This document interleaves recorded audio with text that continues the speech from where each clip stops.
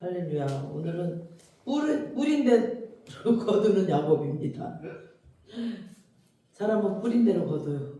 근데 야곱이 여지껏 계속 속이는 자로 살았잖아요. 근데 오늘은 야곱이 자기가 속임을 당하는 장면을 봤죠. 지금 지난주에 삼촌 라반의 그 제안을 받고 지금 라헬과 결혼시켜 달라는 그 조건으로 7년 동안 지금 일을 하기로 했잖아요.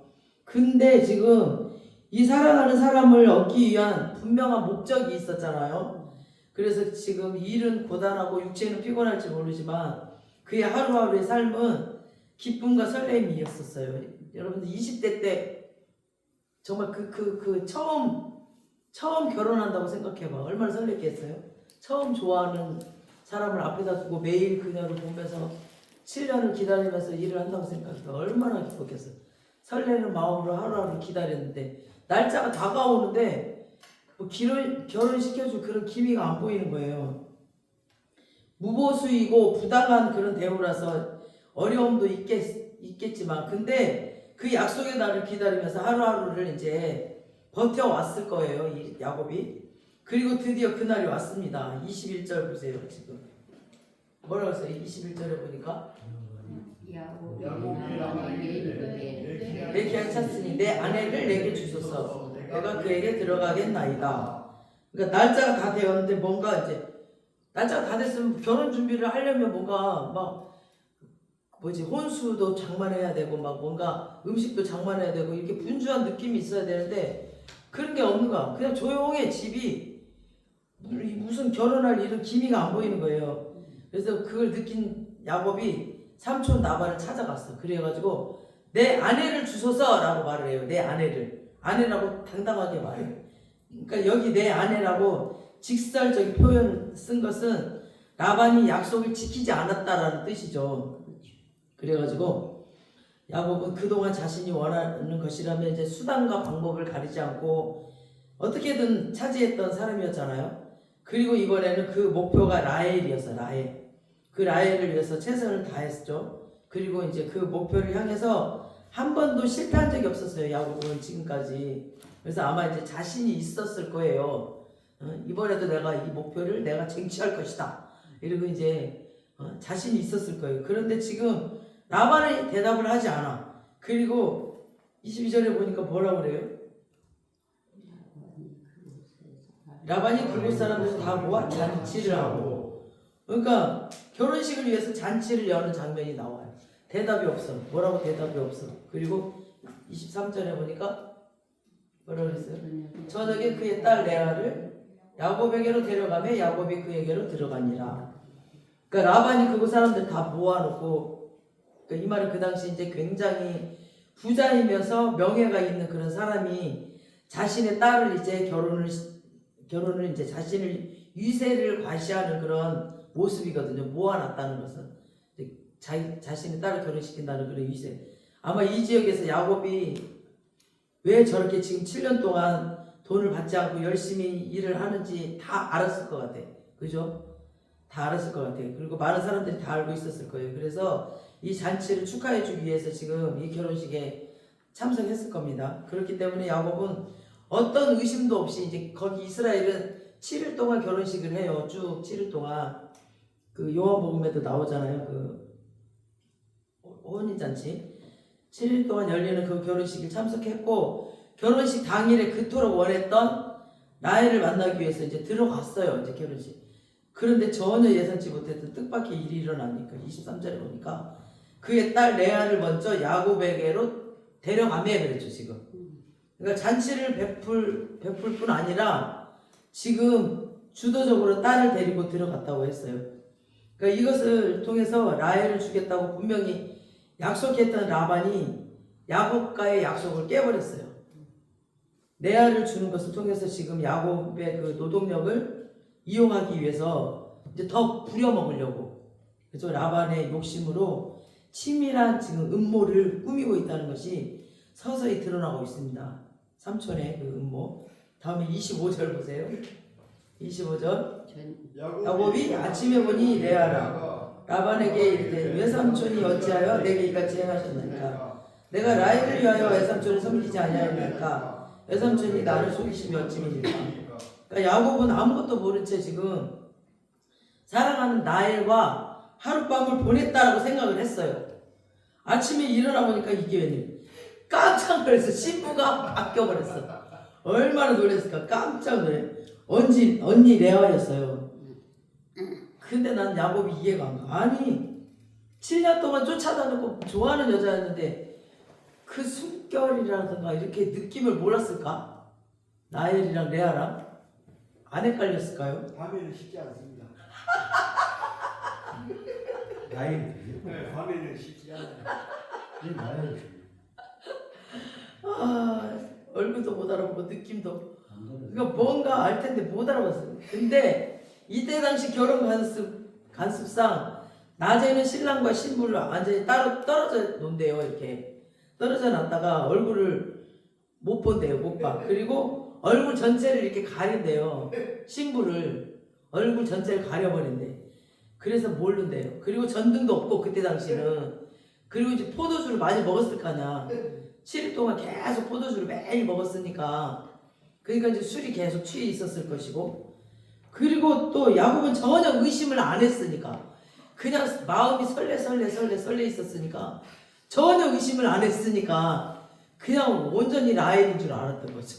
그러니까 자기는 그냥 진짜 라헬이라 생각하고 딱 깨어났더니 레아야.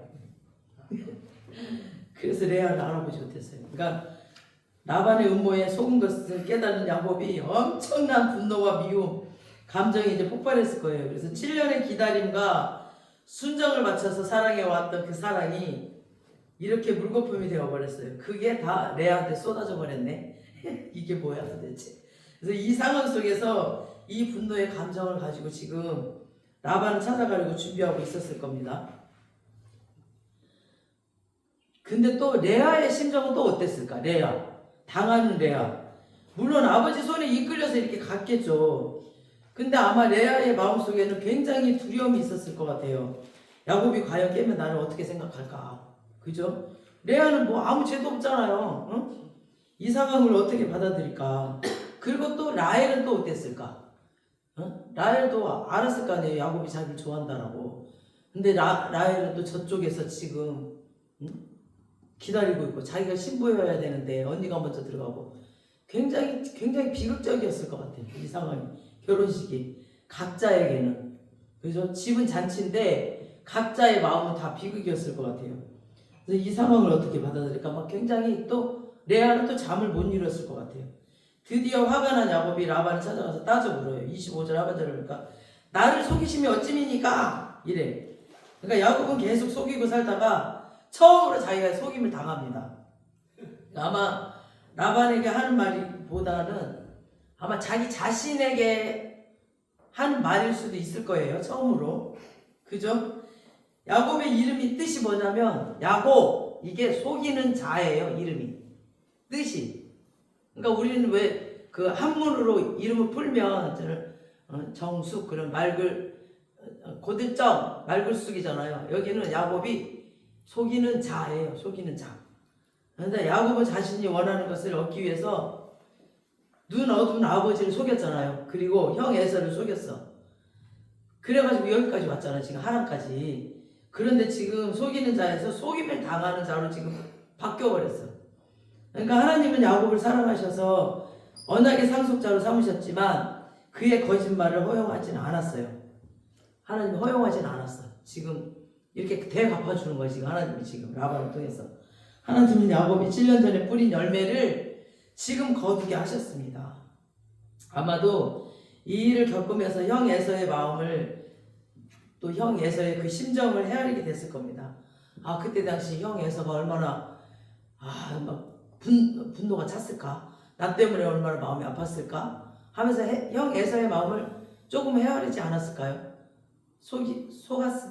자기가 속으면서 우리 형이 속았을 때 얼마나 마음이 분노했을까? 조금 헤아렸을 것 같아요. 야곱은 결국 자신과 같은 사람, 이런 라반을 만나면서 그가 했던 똑같은 그 속임을 자신이 당해보면서 언약의 상속자로서 하나님이 주시는 회복을 지금 경험하고 있습니다. 그래서 26, 27절 읽어주세요. 26, 27. 나발이 이런데 언니가 아니하는 거야. 이를 위하여 7일을 채우라. 우리가 그도 내게 주리니 내가 또 나를 7년 동안 섬기시니라. 그러니까 라반은 라헬이 아닌 레아를 준 이유를 지금 말하죠. 언니가 결혼하기 전에 동생을 먼저 보낼 수는 없다, 이렇게 이유를 말을 하죠. 그러면서 자기 지방의 관습을 말하면서 오히려 더 라헬을 얻기 원한다면 앞으로 또 7년을 더 하라는 거예요. 7년을 일하라고 부당한 제안을 또 합니다.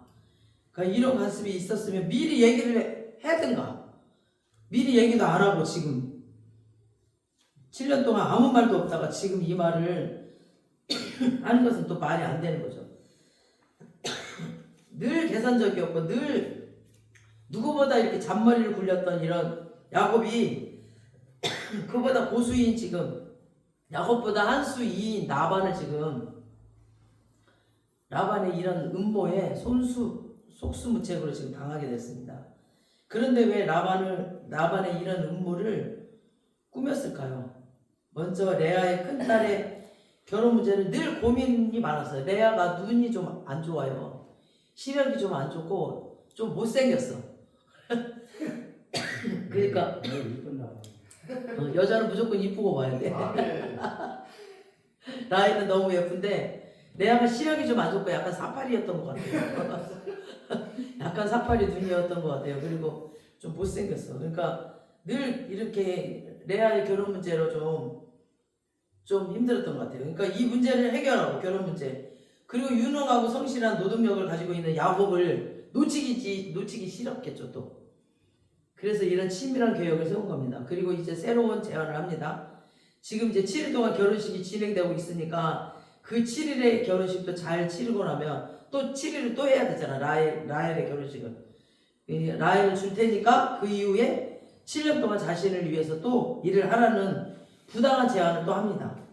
이 제안을 받아들이기는 쉽지 않을 텐데, 뭐 7년은 안 된다, 1년만 하겠다, 1년만 그러든가 뭐 2년만 하겠다 이러든가 해야 되는데, 지금 야곱이 희한하게 우리가 생각하는 것보다 다르게 반응을 해요. 28절 보세요. 28절에 뭐라고 해요? 시작. 야곱이 그대로 해요. 7일을 채우매 라반이 그에게 아내를 주고. 그러니까 그냥 받아들여요. 그대로 하여. 그러니까 억울하고 지금 이렇게 뭐라 그럴까, 좀 이런 상황 속에서 아무 말도 못하고 대꾸도 못하고 야곱이 라반이 말하는 대로 지금 하고 있어요. 그러니까 물론 라헬을 사랑하는 마음도 있었겠죠. 근데 포기할 수 없는 그 인간의 감정 때문에 그럴 수도 있어요.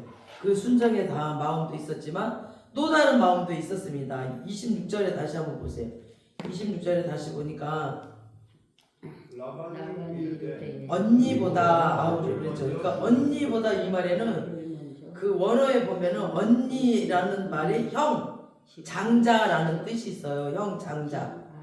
그러니까 라반이 의도적으로 이 단어를 썼는지 모르지만 이 말을 들은 야곱은 그 야곱과 에서와의 관계에서 쓰여졌던 바로 그 단어를 들으면서, 그러니까 장자권을 얘가 갖고 싸웠잖아요. 그래서 아우를 주는 것은 합당하지 않다라는 그 말이 자신에게 이제 비수가 되어 꽂히게 되었던 거죠. 그래서 야곱은 지금 속이는 자라는 하나님의 음성을 듣게 된 거죠. 야곱이 지금 하란에 온 것은 장자권에 대한 그 문제 때문에 지금 오게 됐습니다. 그래서 늘 마음속 한켠에 늘 숨겨지기를 바랬던 그 약점, 들키지 않기를 원했던 그 모습을 지금 하나님께서 라반의 입술을 통해서 들춰내버린 거죠. 형, 장자권 이거.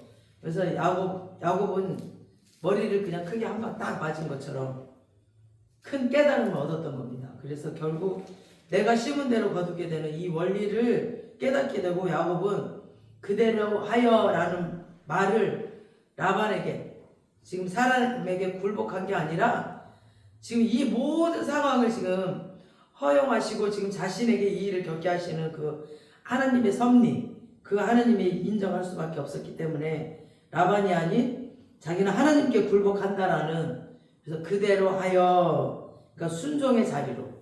지금 베델에서 지금 야곱이 하나님을 만났잖아요.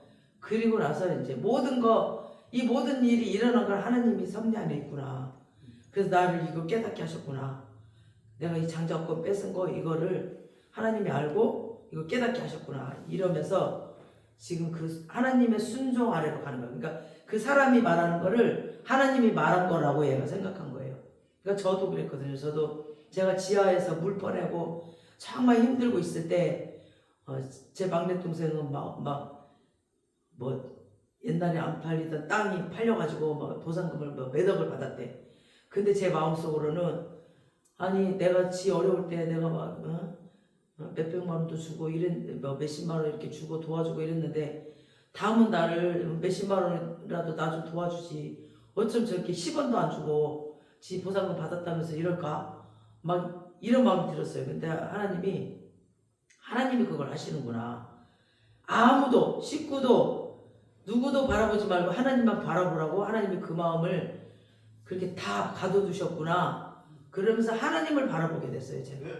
그러니까 지금도 야곱이 하나님이 이렇게 하시는구나 라는 하나님을 향하는 마음으로 지금 가고 있는 거예요. 그래서 그때부터 제가 하나님을 바라봤어요. 사람을 안 보고. 그러니까 그 내 동생이 저에게 10원도 안 주는 자기가 보상금을 많이 몇 억을 받았는데 지 어려울 때 내가 이렇게 도와주고 했는데 나는 10원도 안 도와줘. 내가 막 지하에서 물 퍼내고 나는 힘든데. 근데 그 서운함이 하나도 없더라고요. 하나님이 하시는구나. 이렇게 그냥 이렇게 받아들이니까 그냥 하나님이 하셨구나. 그 마음을 이렇게 하니까 서운함이 하나도 없더라고요. 만약에 인간적인 마음이었으면 어떻게 그럴 수가 있어. 내가 지 힘들 때 얼마나 많이 도와줬는데 지 보상금 받고 세상에 나를 10원도 안 줘? 이러면서 지금까지도 내가 이러고 있을 거예요. 근데 그냥 하나님이 하셨구나. 하나님만 바라보라고. 아무도 의지하지 말라고 하나님이 그 마음을 강팍하게 하셨구나. 이렇게 했어요. 그러니까 이 야곱도 지금 하나님만 바라보는 거예요. 그러니까 우리는 사람 믿지 말아야 돼요. 사람 의지하지 말아야 돼요. 하나님만 바라봐야 돼요. 그럴 때 하나님이 하세요. 하나님이 더 크게 역사하세요. 더 크게 하나님을 바라보세요. 절대 사람 바라보고 사람 의지하면 그 사람이 나를 뒤통수 치고 그 사람이 나를 힘들게 사람 바라보지 마세요. 그래서 하나님께 극복함으로 그대로 하여 순종의 자리로 나아가고 있는 모습을 볼 수 있는 겁니다. 오늘 하나님께서는 지금 라반이라는 사람을 통해 야곱이 스스로를 돌아볼 수 있도록 만들어 주셨어요. 자기 스스로 돌아봤어요. 그래서 우리도 내가 어떤 사람인지 어떤 모습으로 살고 있는지 잘 모르고 살아갈 때가 많거든요.